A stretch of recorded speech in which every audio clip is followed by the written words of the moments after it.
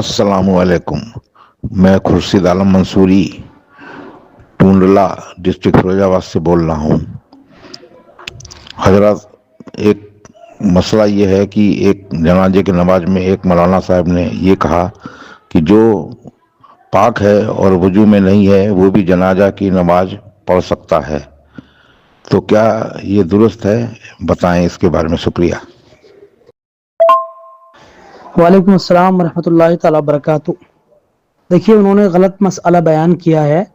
नमाज जनाजा के लिए भी मुसल्ली का पाक होना ज़रूरी है और बावुज़ू होना ज़रूरी है। हुज़ूर सदरुश्शरिया रहमा बहार शरीयत के अंदर एक मसला तहरीर फरमाते हैं कि नमाज जनाजा में दो तरह की शर्तें हैं, एक मुसल्ली के मुतालिक, दूसरी मैयत के मुतालिक। मुसल्ली के लिहाज से तो वही शर्तें हैं जो मुतलक नमाज की हैं, यानी मुसल्ली का नजासत हुक्मिया और हकीकिया से पाक होना, नेज़ उसके कपड़े और जगह का पाक होना। तो बग़ैर वज़ू के नमाज जनाजा पढ़ना दुरुस्त नहीं है। जिन साहिब ने ऐसा कहा है तो उन्होंने शरीयत पर इफ्तरा किया है और अपने जी से गढ़कर के मसला बयान किया है।